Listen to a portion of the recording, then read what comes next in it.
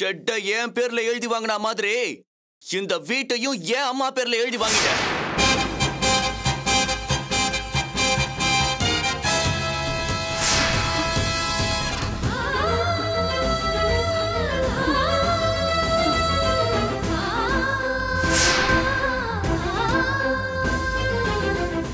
வீடு உன் பேர்ல இருக்குங்கிற திமிர்ல தானே உன் பொண்டாட்டி கொட்டுற மழையில எங்க அம்மாவை கழுத்தை பிடிச்சு வெளியே தள்ளனா. அந்த கோவம் இன்னைக்கு எங்க அம்மா மனசுல இருக்கு. அதான் வீட்டை மறுபடியும் உன் பேர்ல எழுதி தரேன்னு சொல்லி எங்க அம்மாவை இதுக்கு சம்மதிக்க வச்சேன்.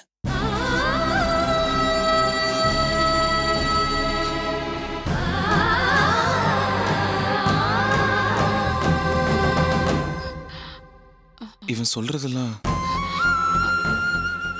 அது வந்துப்பா, 1000 இருந்தாலும் இது என் வீடு தானே. இத்தனை வருஷமா என் பேர்ல இருந்த வீட்டை திடீர்னு உன் பேர்ல எழுதிக்கிட்டா எனக்கு எப்படி இருக்கும்? அதான். ஆனா உன் சம்மதத்தோட நல்ல விதமா பேசி எழுதி வாங்கலான்னு தான் இருந்தேன். அதுக்குள்ள அவன் தான் இது நல்ல சந்தர்ப்பம், இதை விட்டா வேற வழி இல்லைன்னு சொன்னான்ப்பா. எங்க என் முகத்தை பார்த்து சொல்லு, இந்த வீடு மறுபடியும் உன் பேருக்கு வந்துருச்சா? ஆமா அர்ச்சனா, செட்டுக்கு வேணா ஏதாவது நஷ்ட ஈடா பணம். என்ன பிச்சை போடுறியா? செய்யறதெல்லாம் செஞ்சுட்டு அத நியாயப்படுத்துறியா? அப்போ இத்தனை நாளா என் மகன் என் மருமகன்னு எங்க கிட்ட பாசம் காட்டினதெல்லாம் வெறும் வேஷமா? எங்க என் முகத்தை பார்த்து சொல்லு, நான் திருந்திட்டேன் உங்க மேல பாசமா இருக்கேன்னு சொன்னதெல்லாம் வெறும் நடிப்பா?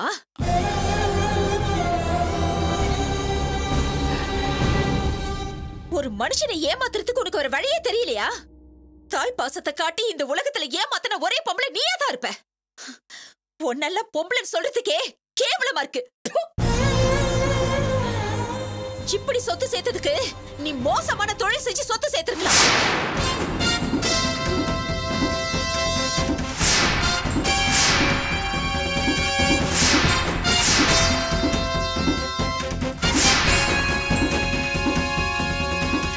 என்ன வார்த்தடி சொன்ன?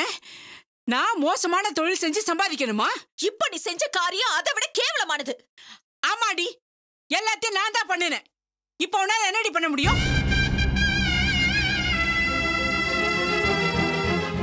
இந்த நிமிஷம் வரைக்கும் பாசம் காட்டின பிள்ளைக்கு துரோகம் பண்ணிட்டமேனு குற்ற உணர்ச்சியில தாண்டி நான் தவிச்சுக்கிட்டு இருந்தேன். எப்ப என்ன பார்த்து நீ இந்த வார்த்தையை கேட்டுட்டியோ அந்த குற்ற உணர்ச்சி என்னை விட்டு இப்ப போயிடுச்சுடி. இப்ப நெஞ்ச நிமித்தி சொல்றேன்டி, நானும் என் பிள்ளையும் தாண்டி எல்லாத்தையும் செஞ்சோம். என்னமோ நடிச்சேன்றியே. ஆமா நடிச்சேன், இன்னைக்கு நேத்துக்கு இல்ல. எப்ப என்ன கொட்டுற மழையில கழுத்தை பிடிச்சு வெளியே தள்ளி மறுபடியும் நான் என்னைக்கு இந்த வீட்டுக்குள்ள காலடி எடுத்து வச்சனோ அன்னில இருந்து நான் நடிச்சுக்கிட்டு தாண்டி இருக்கேன். ஏய், என் வாழ்க்கையோட ஆதாரமே இந்த வீடு தாண்டி. அதை என் மூத்தார எனக்கு எழுதி வச்சது. அது கைமாறி போனா நான் சும்மா இருந்துருவேனா?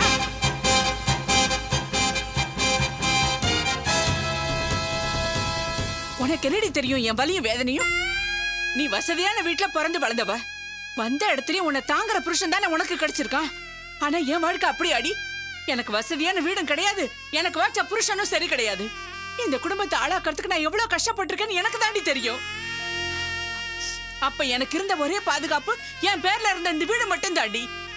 எந்த நிலைமையிலயும் இவ்வளவு பெரிய வீடு என் பேர்ல இருக்குங்கிற பெருமையில இருந்தபடினா நேத்து வந்தவ உன் புருஷனோட சேர்ந்துகிட்டு இந்த வீட்டை தட்டி பறிச்சுக்கிட்டா நான் சும்மா இருந்துருவனா? மனசுக்குள்ளேயே வச்சுக்கிட்டு பழி வாங்குற நான் நாகப்பாம்புடி. அதனால தாண்டி நான் நல்லவன் மாதிரி நடிச்சு உன்னையும் உன் புருஷனையும் நம்ப வச்சு இவன் கையாலே இந்த வீட்டை என் பேர்ல எழுதி வாங்கணும்னு நினைச்சேன். அப்பதான் என் புள்ள வந்து இந்த யோசனையை சொன்னா, நானும் சரின்னு ஒத்துக்கிட்டேன். இந்த நிமிஷம் செட்டி என் புள்ள பேர்ல, வீடு என் பேர்ல. நீங்க 2 பேரும் ஓட்டாண்டீங்க. உங்க 2 பேரையும் அடிச்சு வெளியில தள்ளனா தெருவுல தான் நிப்பீங்க. என்ன பார்த்தாடி மோசமான தொழில் செய்ய சொன்ன? மா வெட்டியா எதுக்குமா இதுங்கள்ட்ட பேசிட்டு இருக்க? சொத்து எங்க பேருக்கு வந்தாச்சு. ஒழுங்கா நாங்க சொல்றபடி கேட்டு ஒதுங்கி இருக்கிறதா தான் இரு, இல்ல நடக்கிறதே வேற. இந்த குடும்பத்துக்காக உழைச்சு ஓட போன மனுஷன் ஏன் புருஷன் எங்களையே ஒதுங்கி சொல்றியா? இந்த பத்திரத்தை வச்சு தானே இந்த ஆட்டம் போடுற? இதை இப்பவே கிழிச்சு போடுறேன்.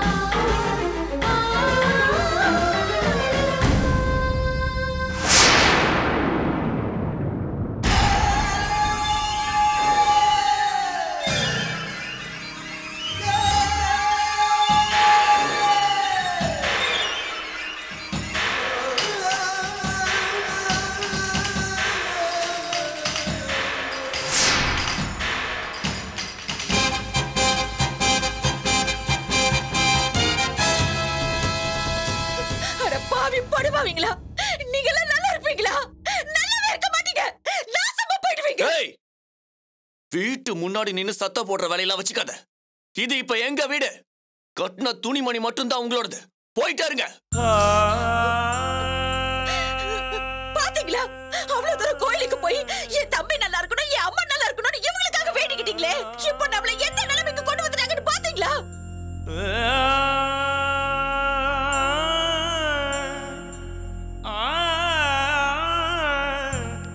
பாசு, என்னப்பா இது? பாக்கியம், நீ எல்லாம் ஒரு மனுஷியா? இது எங்க வீட்டு விஷயம். உன் வேலை என்னவோ பார்த்துட்டு கிளம்பு. அப்புறம் அவ்வளவுதான். மா, அவன் மாமனார் பெரிய ரவுடிமா. நமக்கு எதுக்கு இந்த ஒம்பு? அடியாளுங்க வர வச்சிருக்கான். கிளம்புங்க கிளம்புங்க கிளம்புங்க. முதல்ல கிளம்புங்க எல்லாரும். சொன்னா கேளுங்க, போங்க.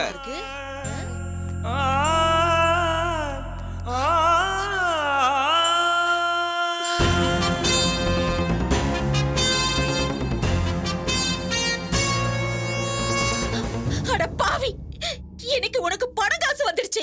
பணக்கார இடத்துல சம்மந்தம் அமைச்சிருச்சு. உன் மாமனார் பெரிய ரவுடிங்கிறதுனால தானே நீ இந்த ஆட்டம் போடுற. இப்ப சொல்றேன்டா, கடவுள்னு ஒருத்தர் இருக்காரு. இந்த உலகத்துல நீதி நியாயம் ஒண்ணு இருக்கு. இப்ப நீங்க எங்களை நடு தெருவுல தள்ளி விட்டதுனால நாங்க ஒண்ணு கெட்டு போயிட மாட்டோம். உங்களை விட பணம் காசெல்லாம் சம்பாதிச்சு பெரிய ஆளா வருவோம்.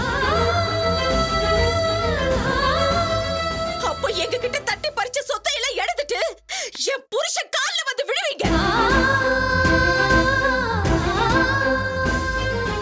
இது என் வயித்துல வளர என் குழந்தை மேல சத்தியம்.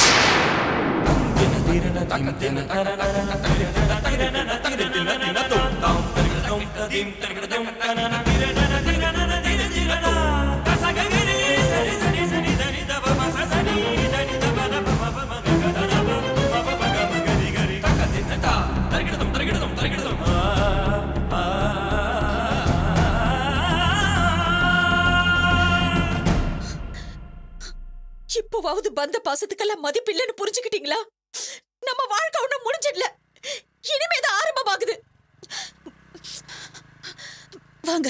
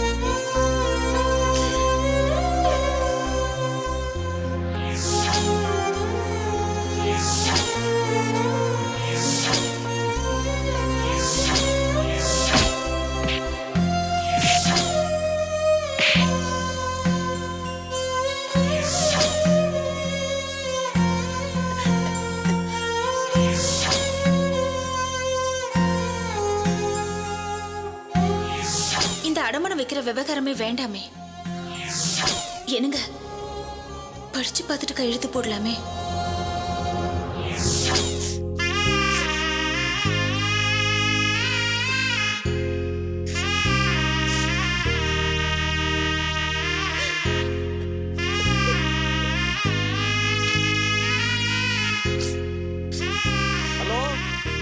ஹலோ, யாருங்க? கொஞ்சம் சத்தமா பேசுங்க, சரியா கேட்கல. ஹலோ, கொஞ்சம் சத்தமா பேசுங்க, கேட்க மாட்டேங்குது. கொஞ்சம் சத்தமா பேசுங்க. ஹலோ, சத்தமா பேசுங்க, ஒன்றும் கேட்க மாட்டேங்குதுங்க. கொஞ்சம் சத்தமா பேசுங்க.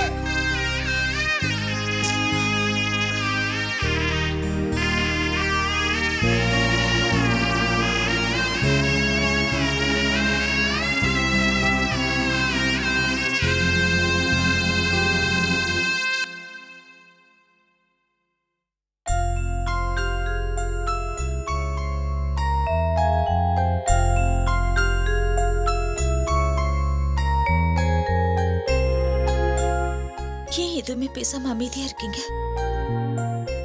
என்ன பேசுறதுன்னு தெரியாம இடிஞ்சு போயிருக்கீங்கல்ல? எனக்கும் அப்படிதாங்க இருக்கு. நமக்கு இப்படி ஒரு நிலைமை வரும் நான் கனவுல கூட நினைச்சு பார்க்கல. இங்க எதுவும் நிரந்தரம் இல்ல, நிஜம் இல்ல. எல்லாம் வெறும் வேஷம், நாடகம். நம்ம கூட இருக்கிறவங்களே நமக்கு துரோகம் பண்ணிருக்காங்கன்னு நினைக்கும் போது வாழ்க்கை மேல வெறுப்பு வரதான் செய்யுது இல்ல?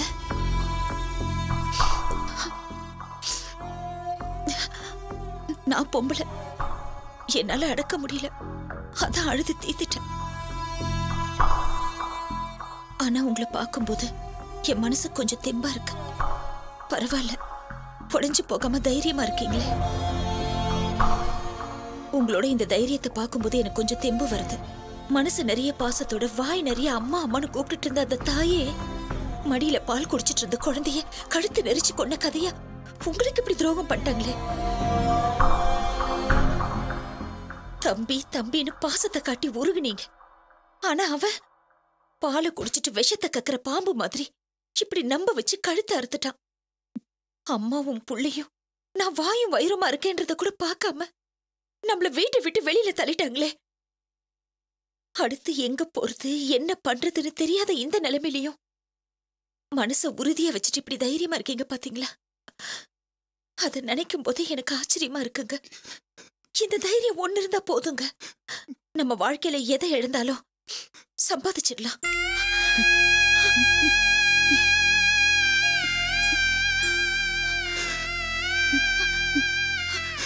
என்னங்க இப்பதான் உங்க தைரியத்தை பத்தி பெருமையா பேசிட்டு இருக்க?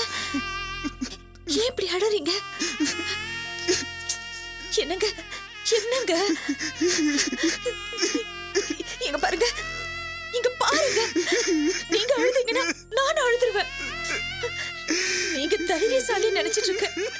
ஏங்க இப்படி அழறீங்க? ஐயோ, என்னங்க சொன்ன கேளுங்க, அழாதீங்க. நீங்க அழுத நானும் அழுதுருவேன். பாருங்க, அழாதீங்க. நாம பழைய மாதிரி வருவாங்க. தைரியமா இருக்க. எனக்கு அழாதீங்க. ஐயோ, எல்லாரும் பாக்குறாங்க. சொன்ன கேளுங்க, அழாதீங்க.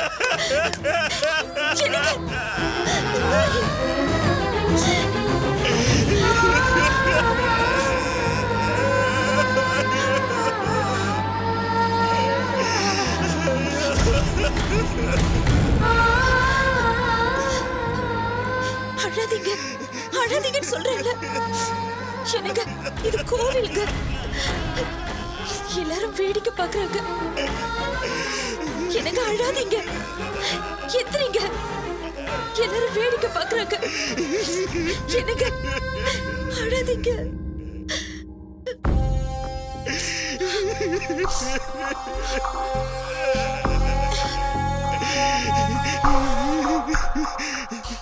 பொம்பளை நானே அழாம தைரியமா இருக்கேன்.